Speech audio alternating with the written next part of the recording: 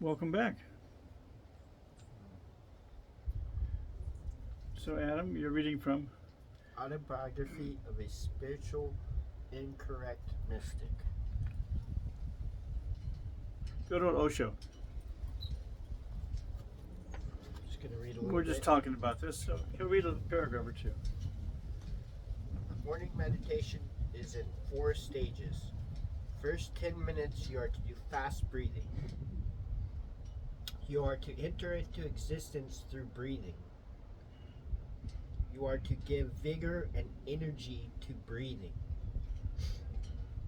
You are to put your very life into breathing so much that when breath goes out, your very soul goes out with it. And when breath comes in, the whole existence comes in with it. You have to breathe so intensely that you forget everything else. Only the breathing remains, as if you yourself have become the breathing. This intense breathing for 10 minutes will awaken all the energies that are asleep within you. It will arouse and activate all those energies that you have never even touched. Don't think along the lines, I will breathe slowly. After all, if not much, at least some energy will awaken. No, not at all.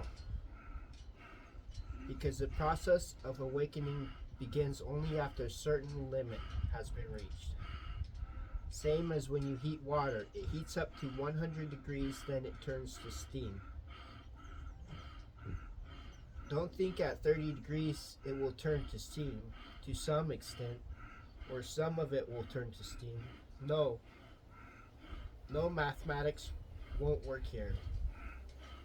It turns to steam at 100 degrees. Don't think that at 50 at least it will turn into steam. At least half of it will turn. No, none of it will turn into steam. It will begin to turn to steam only at 100 degrees.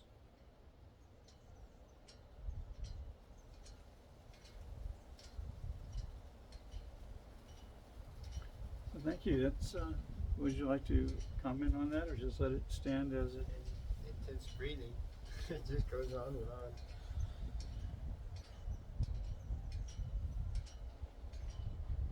When you follow the breath and use it as a guide in a sense, is Pavan Guru in the Sikh terminology, which is the air itself is the Guru.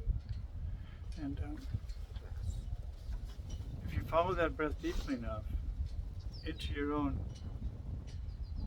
interface between the conscious mind and all the subconscious routines running your breathing itself, you're able to kind of get a glimpse of the neurological connections and some kind of a diagram in your mind. You can feel that could be part of something, and then you use that.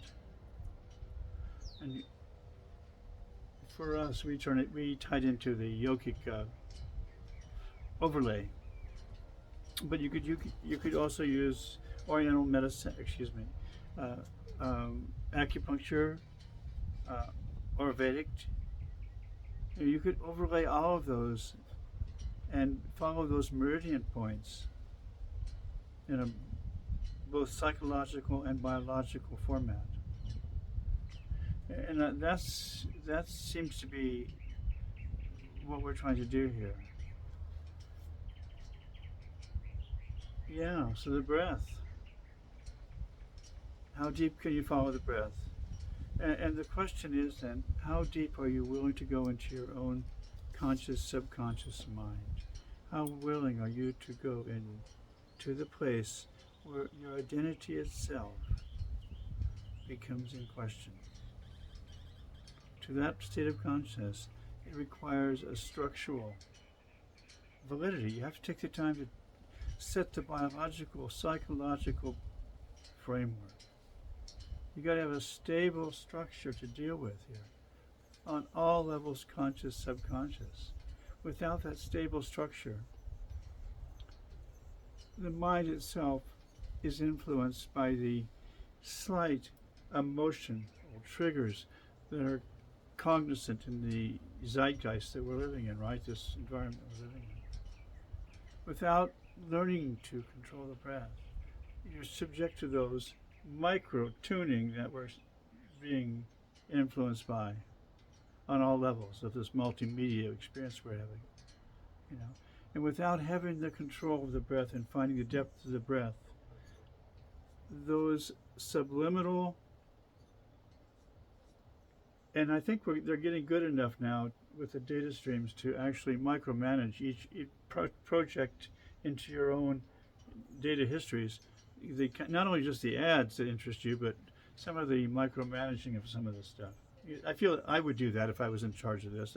So I think that's possible. Anyway, be aware of it. Get your breath together. Bring it back. How deep can you go into conscious, subconscious mind? How far can you go into your own? Where's that boundary between wake and sleep? How do you, where do you cease to be awake and you fall into a hypnotic dream state? How do you have access to that hypnotic dream state?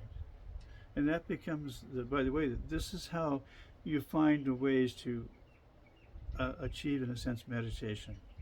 You find ways into your own conscious, subconscious mind.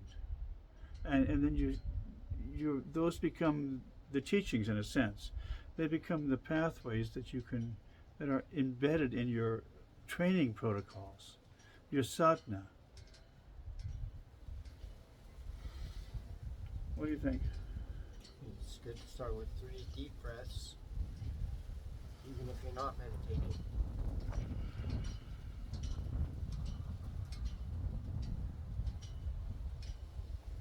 If you can't do 10 minutes of fast breathing.